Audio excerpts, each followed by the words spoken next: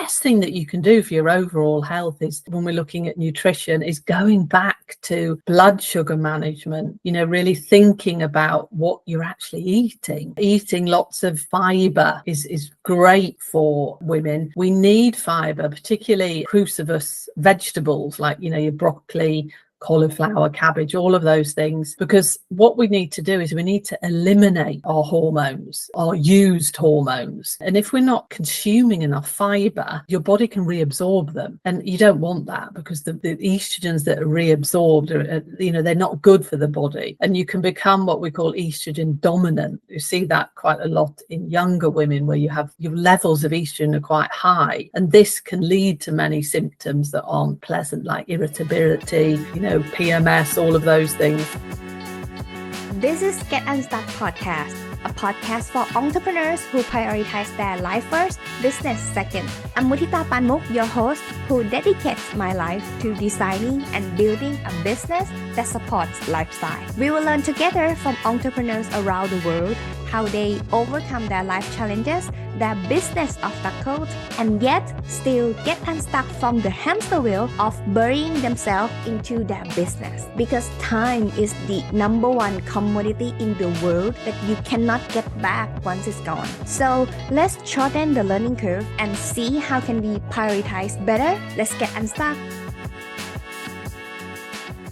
Hi, Get Unstuck Nation. Our guest today brings over 30 years of experience in health and wellness sector. So, Alison Bladh dedicated her online clinic to help women worldwide navigate menopause through tailored dietary, health, and lifestyle modifications that regenerate their confidence, vitality. Without further ado here, so please welcome Alison to Get Unstuck Podcast. So, hi Alison, how are you doing? Oh, thank you. I'm really well, thank you. Thank you so much for having me on your podcast today. It's a real pleasure to be here. This topic is so dear to my heart because, I was talking to you offline that changing the diet and get into the diet world and also nutrition world is actually really saved my life and really dear to my heart. That it means a lot to me. So today, anyone, I think you're gonna need paper and pen or pencil if you are someone who like to use pencil. Taking note though to learn from the expert today. So before we get started about that, Alison, how did you start your entrepreneurial journey though? Yeah, my journey actually started when I was a teenager. My interest and love for hormones started when I was a teenager because I had very bad skin. I actually suffered from acne, as a teenager. And I mean, it's hard enough, isn't it, being a teenager without having a face full of acne. And this really led me, because I was, even at that young age, I was very interested in how I could improve my skin. I didn't want to take medication. So I looked at lifestyle, I looked at what I was eating, all of these factors, and actually changed a lot of things and saw a great improvement in my skin. And that led me into my interest in skin health, in hormones. So I trained to become an esthetician initially and worked specifically with clients with hormonal issues. And this attracted to me many clients in menopause, perimenopause, because a lot of things can happen with your skin then. Very soon came to realize that, of course, the aesthetic treatments and products are very beneficial, but you need the inside piece, you need the nutrition, you need the lifestyle medicine. So that's when I went back to university and studied nutritional science to really have that inside piece to help women with hormones going through perimenopause and menopause. So women 40 plus, because I also remember as I was growing up, my mother and her friends that were in menopause were really suffering and nobody spoke about it. It was, oh no, we're going through the change, it was called. And you just didn't speak about it. You just basically got on with it. And you can feel terrible during this time due to the decline in these very important hormones in our body. So I've made it my mission and my vision really is to give women the knowledge about this stage stage in their life so they can thrive and with vitality and radiance in this next phase. The hormone thing, can we really control? Is that the part that we can control and we cannot control? If you think menopause, the menopause transition, which is perimenopause, which is the first stage around the age of 45, that goes on until you go into menopause. And what that really means is menopause is where your ovaries no longer are functioning, so you don't produce estrogen and progesterone. So you can't, that is a natural process in the human body. You can't stop that. Every single woman will go through that, no matter what, no matter how much you try to fight it, that is going to happen. It's the human body. However, you can take, for example, hormone replacement therapy, which will give you back your hormones. So you can do that, which will change your hormone levels. But, there's nothing that can replace your hormones apart from hormone replacement therapy, because this is a natural phase in human life. But then with the decline in hormones comes with it certain risks of chronic diseases, because we need our hormones. We need estrogen, progesterone and testosterone. Testosterone isn't directly related to menopause, but that tends to decrease as we age as women, and we need that as well for mental clarity, for muscle strength, for vitality, libido, all of those things as well. So in that case, how we should taking care of our nutrition, like from the very young age, since we born, like how is it that we should eat basically? We need to, whether you're going through menopause or what, like you were saying, from when you're young as a woman, you need to think about what you eat. What you eat affects your hormones. It affects how you feel. It affects everything in your body. The phrase "you are what you eat" is actually very true. I think what's happening in society now is, particularly in Western society, is that we're just bombarded with processed food, with refined foods that aren't nutritious. We've really come away from what bodies need. And, as a young woman, to remain healthy and have good hormonal balance, you want to be eating real food. It's not like rocket science. It's not anything that becomes really complicated, but moving away from packaged processed foods with lots of ingredients on the package and going back to eating vegetables. If you eat animal products, meat, fish, really having your raw ingredients at home and cooking from scratch, that is where we want to be moving towards. When we look at research, there's a style of eating called the Mediterranean diet, and that is a very sustainable, very healthy way to eat. And again, it's not complicated. It's just they predominantly eat fish, shellfish, white meat, lots of vegetables, fruits, whole grain products, beans, and healthy fats, like avocado, olive oil, nuts and seeds, butter, very, very little sugar, virtually no processed foods. It's going back, I always think of my grandmother, it's going back to how my grandmother ate like that. There weren't processed foods then. And I can remember as a kid always thinking, oh, what's she eating now? How strange is that? But when you look at it, that is really how we should be eating, just eating food that we actually know what it is. It doesn't come in a package. And if you can start off doing that from a younger age as a woman, then you're really setting yourself up for life. What about the gut and brain connection? Yeah, gut and brain, there's a huge connection. And we're seeing this more and more as research comes out, that the gut, how you feel in your gut and what is going on in your gut affects how you feel mentally. Because there's a nerve called the vagus nerve that is a nerve that's directly connects the gut to the brain. And that expression, oh, I had a gut feeling about something, that you sometimes can sense these things, and that is how it makes you feel. It makes it can change your mood. If you're suffering from gut issues due to whatever reason, it really can affect how you feel mentally. And that there's really is a lot of research to back this up, also to do with the microbiome, the gut bacteria that we have. If that's very unbalanced, more of the so-called bad bacteria, that can affect how we feel mentally, depression, irritability, cravings, all of these things. The gut is a huge part on how we feel. And I think a lot of people don't realize that serotonin, which is a hormone, is one of our what they call happy hormones. It affects our mood, amongst other things. The majority of that is produced in the gut, in the intestines. It's not produced in the brain. It's like I think it's like 70-80% of serotonin is produced in the gut. So in that case, what is a common trait that you see as a red flag that most of your clients come to you and tell you that, okay, maybe I need to checking things up about my diet and lifestyle?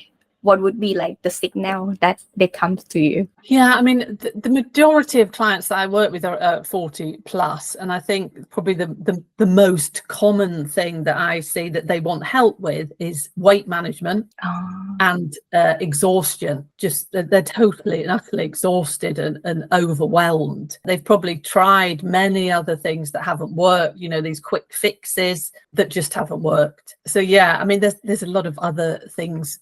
Gut issues, irritable bowel syndrome, we see that increasing as we age as women as well. If you're suffering from exhaustion, I always tend to look at the gut first because it could be coming from there. But yeah, I think weight gain and exhaustion are probably two of the most common things that I see. Let's talk about weight gain. Like, how is it that would be a significant weight gain that is related to nutrition? Like, for example, you overeat this type of food that you unconsciously binge eating or something that is not good for you, or you not eating protein enough. I have heard about this a lot. You're not eating enough protein. Is that really true that your body not even able to adapt that? That's why you are having a headache, or like you cannot think clearly. What is it actually? Yeah, I mean, when we look at weight management and weight gain, I mean, that's a huge subject that you could do about 10 podcasts on just that. I mean, and obviously I focus on women 40 plus, so there's a lot of hormonal issues coming in when it comes to weight management. But there's so many factors in why we gain weight. It isn't just one particular thing. There's so many different reasons, and people don't necessarily think how you're sleeping is related to weight gain. Stress, huge contributor to weight gain. So it isn't just what you're putting in your mouth. It's to do with your lifestyle habits and what you're doing. So when I work with clients for weight management, we look at all of that. Of course, we look at what people are eating and really going back to like basics. It's what we found with research now is that we don't actually need to be eating all the time. Our digestion needs time to recover and rest. So looking at closing the eating window. So, say, for example, you stop eating at 6 o'clock in the evening, maybe don't have breakfast till 6, 7 o'clock the next day. That's like 12, 13 hours where you haven't been eating. Those sort of little adjustments can be very beneficial for weight gain. Another huge thing for weight management is blood sugar control, insulin. I think when we look at how we eat in today's society, going back to all the processed foods high in sugar, that really affects our blood sugar levels. And when we eat refined processed carbohydrates, your body will secrete insulin. And insulin is a hormone that allows your cells to utilize the sugar. It allows that to go into the cell. When we're constantly eating sugar, and this becomes more prevalent as we age and go through menopause, you can become what is called insulin resistant. And this means that your cell is, insulin, the hormone, is being secreted so often that the cell doesn't react to it. It becomes desensitized. So this can lead to higher blood sugar levels, and following on from that is diabetes too. So managing your blood sugar, not eating these processed refined foods, is really helpful for weight management, because what people tend to forget is that insulin is a fat storing hormone. So if you constantly having these high levels of insulin in your circulation, you're going to be storing fat, and it's predominantly going to be around the tummy area. The same goes for stress. when I work with weight management clients, one of the first things we look at is stress. Because if you're suffering from chronic stress, which it seems like a very high percentage of the world is these days, you secrete cortisol, which is the stress hormone, and cortisol is a fat storing hormone. So even if you're really looking at your diet and everything, if you're constantly stressed, you will find it very difficult to lose weight. So that it's so many different factors coming into play with weight management, thyroid health as well. That can come into weight gain if you've got a hyperthyroidism. And also we can't forget the aging process. You know, as we age, we do tend to, you know, we have metabolic shifts. We can't eat as much as we used to. We don't need that amount of food.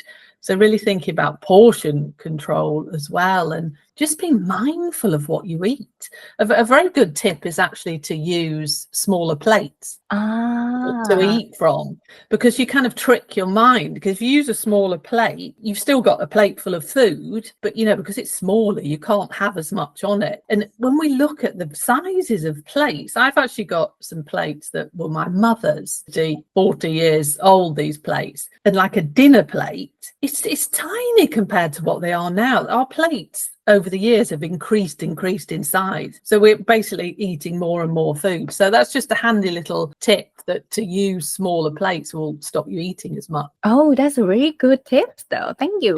Because my mom, for example, she could finish like anything that she has opened it. And she has to finish it.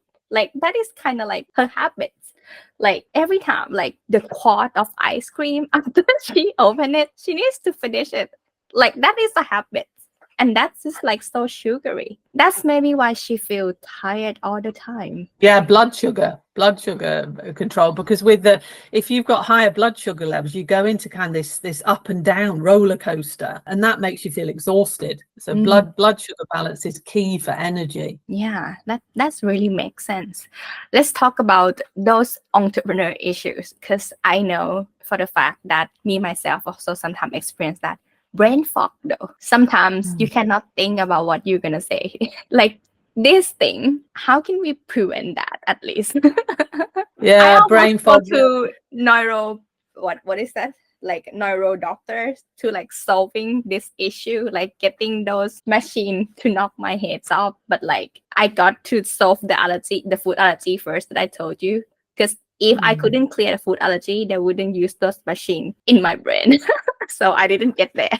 Yeah, it was crazy. Yeah, I mean, brain fog is and lack of focus, not remembering things. A bit going back to menopause and women over 40, that can be a big symptom of perimenopause and menopause. And I'm in perimenopause myself, and that probably out of all we're all very individual. That to me has been one of the main things, is just like you just feel like your brain just all of a sudden stops working and you can't remember things. You just completely go blank. And when we look at the science behind it, it's to do with estrogen and progesterone and testosterone. You know, you have what we call estrogen and progesterone receptors all over the body, and they're predominant, or there's a lot of them in the brain. So when we don't have our hormones anymore, you know, these receptors are here waiting for the hormone to lock in and give it the message. But, you know, the hormone never comes. So hormones are chemical messengers. They tell your body what to do. And we need estrogen and progesterone in the brain. So the reason during menopause that we have these brain fog and all of that is due to the lack of hormones. I mean, you're obviously younger, so you're not in that phase of life yet. I'm so, like, you know, 30s already though. I'm not that young. Yeah, but you're not in menopause, but there's many reasons for, you know, that kind of foggy feeling. It can be, you know, going back to you saying you had food allergies, it can be due to things like leaky gut, which I'm sure you've heard of, where you know, undigested particles because of the lining of the gut isn't, you know, it becomes slightly loosened. So particles can actually seep out into the circulation, which can be seen and manifest in many different ways, from joint pain to reactions to skin problems, brain fog, can be related going back to the gut brain fog. And also something, when we look at nutrition for brain and cognition and focus, drinking water is really crucial for our brain. And so many people, I think the majority of people understand that we need to drink water, but do we actually drink enough? Crucial for brain health. And also fats, healthy fats. We need like omega-3 and all the wonderful healthy fats for our brain health, amongst other things, like olive oil, fatty fish, nuts and seeds. All of those things are crucial for brain health. And also things like stress affect, chronic stress can really affect our brain's function. I think what we try to do in today's society is we're all like doing 100 things at once, aren't we? Our brain is supercharged the whole time with stimulants and everything everywhere. It gets just a bit overloaded sometimes. So each person do we have, like, for example, the example of like Mediterranean diet, that can be so-called a good balance of diet, right? But for individual, do we need to like be more tailored toward each person? How can we know that this type of diet would work for us, and how long should we measure that? Yeah, I mean, it's when I work with clients, I work with a functional medicine model and work very individually, but they maybe have gut problems or whatever their goal is. We work specifically on that. But when we look at a style of eating that is research based, the Mediterranean style diet, because of its whole healthy, nutrient rich foods, is a very sustainable way to eat, for all your life. But if you've got certain issues or you've got illnesses or you're feeling terrible, then you maybe need to add in certain things. You're maybe lacking nutrients, you've maybe got hormone imbalances, or you've got irritable bowel syndrome, or whatever it is, then you would need specific help in that area, using maybe supplementation if necessary, using testing to see what is actually going on, and then eating and taking in the nutrients that will help with that particular issue. But the Mediterranean style diet is a very sustainable way of eating. What about the way that someone doing like water fasting or like going to the extreme diet, for example, like lion diet or like extreme keto? I think these days they have the vegetarian keto diet, which I also still not understand that very well. I'm trying to keep up though. Like, it's pretty extreme for me to understand those cycle of eating though. Is that actually cause the body stress? What do you think? Like, yeah, what I talk about is research based. As a nutritional therapist, the governing body that I'm under, everything I say has to have something to back it up. And I think it's fascinating with nutrition is that everybody has an opinion, don't they? Whether there's anything to back it up or not. And there's so many, like you say, different styles of eating, and that's fine. I mean, it's an individual choice, isn't it, what you eat? However, when we look at like extreme dieting methods, they're not sustainable long term. Starvation diets where you're really not eating very much, okay, because you're not taking in virtually any food, you probably will lose weight, because that is what will happen. However, what happens is when you start eating again, your body thinks that it's been in a starvation situation. So it will think, oh, great food, let's store that because I don't know when I'm going to be eating again. So a lot of the people that have done these very extreme diets, when they stop doing them, they tend to put the weight back on and maybe add even more. It's all about a sustainable way of eating, isn't it? That you can do on a daily basis, that is delicious, easy to do, and gives you all the nutrients that you need. Because many extreme diets do put stress on the body, and it's not something that you can do long term. Yeah, because I haven't been successful with any of that at all. I tried though. Me personally, not really stick to it for a very long time. And it's not doesn't mean that I didn't try my best though. but it's not working. I mean, it sees some result at certain point, but then it's coming back. Like it doesn't solve the real purpose of like starting that diet. So, yeah. No, and it's not realistic, is it? It's not something that you can think, okay, I'm going to eat like this for the rest of my life. And we have to remember that eating it's wonderful, isn't it? Food is delicious. It should be a pleasure to eat. You should enjoy sitting down at a table to eat with your family or friends. And just because you're maybe, thinking of weight management or whatever it is, it doesn't mean to say that you can't still eat delicious foods. It's what you do on a daily basis that adds up to your long-term health. Is that the meaning of well-being, in your opinion? Yeah, I mean, yeah, that's one of the aspects of well-being is your daily habits. But well-being to me means all, body harmony, being in balance, like with your body, but not just physically, but mentally, feeling very, balanced. Everything feels good. You feel energized. You're happy. You feel good. You haven't got any aches and pains. It's whole body awareness, isn't it? And balance. That's for me what wellness means. So let's talk about something that we go through it every single month, like since the teenager.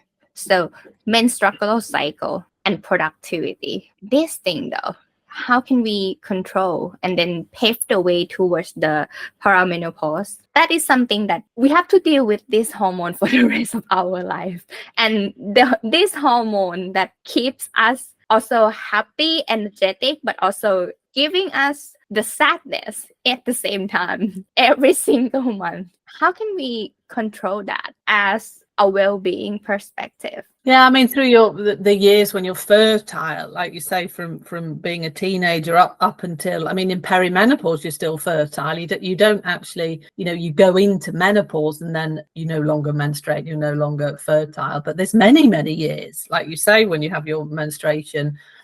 And it's the monthly cycles, isn't it? The estrogen, the progesterone, that it, again, is so individual, isn't it? Some women really suffer, the week before they're going to get their period, they become very like moody and anxious and maybe have a lot of pain, whereas some women just don't have any of those issues. So again, it is very individual. But I think the best thing that you can do for your overall health is, when we're looking at nutrition, is going back to blood sugar management, really thinking about what you're actually eating. Eating lots of fiber is great for women. We need fiber, particularly cruciferous vegetables like, your broccoli, cauliflower, cabbage, all of those things. Because what we need to do is we need to eliminate our hormones, like our used hormones. And if we're not consuming enough fiber, your body can reabsorb them. And you don't want that, because the estrogens that are reabsorbed are, they're not good for the body. And you can become what we call estrogen dominant. You see that quite a lot in younger women, where you have your levels of estrogen are quite high. And this can lead to many symptoms that aren't pleasant, like irritability, PMS, all of those things. Fiber is key, so making sure that with every meal that you eat some sort of vegetable or whole grain, because that really keeps your pathways open. It's elimination that we want, which is really important for women's health. Drinking water, again, very, very important for everything, and getting your healthy fats. So it's getting rid of like sugar, alcohol, processed foods, all of those things that can affect our hormonal balance. It will have a huge impact on how you feel as, going through your menstrual cycle. Do you think if we want to like prevent the anti-aging process, which is very popular these days, that people want to be like look younger than it actually is, how diet should really play the role in that?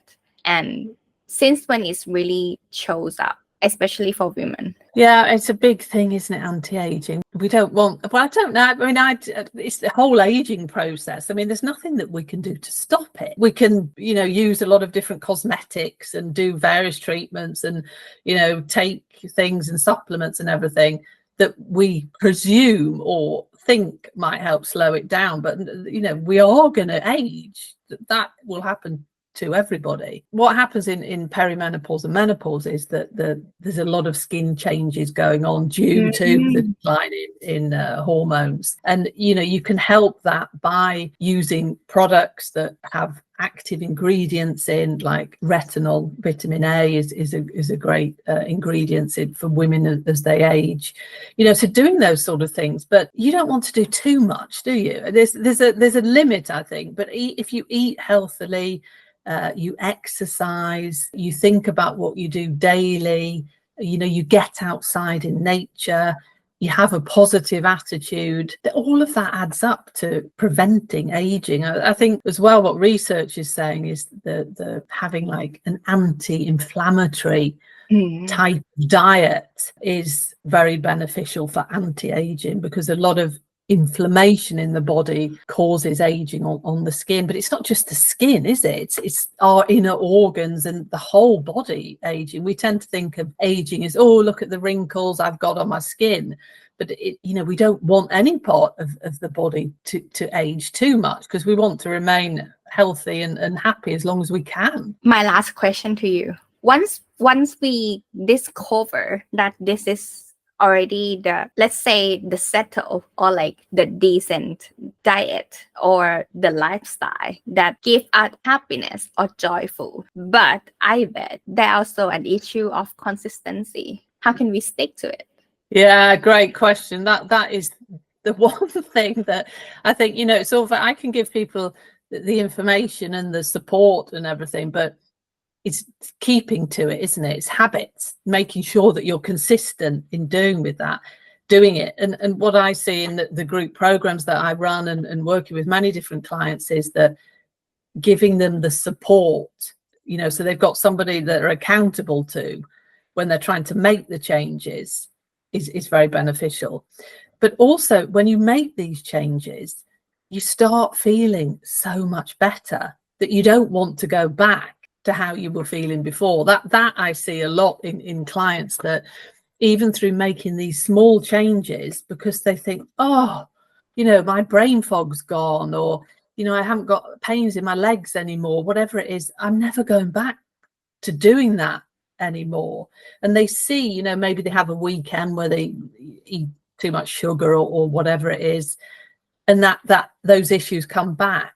They don't want to go back there because of the results that they see. But I think as well, what I would say to women is that just like take a deep breath and do things one step at a time. You don't need to overhaul your whole life.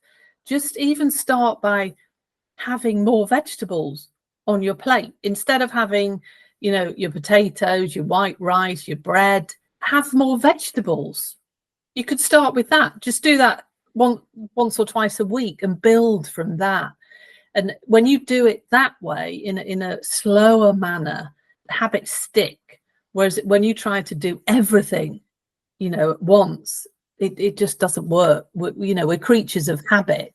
Habit change can be difficult. So doing it slowly is really how it works.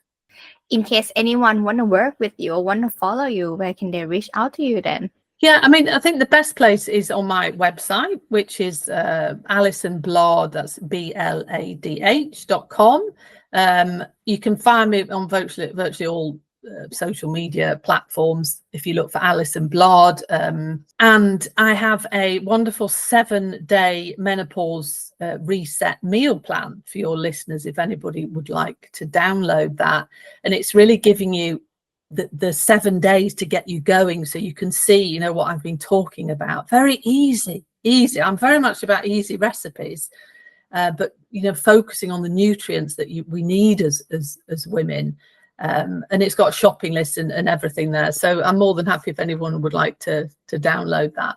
Anyone, in case you would like to download that and also check out Alison, the link will be around here and also in the description as well as in the show notes. So thank you, Alison, to joining Get Unstuck podcast today and sharing these amazing tips with us. Oh, thank you so much. It's been a pleasure talking to you. Yeah, have a great day ahead. Thank you.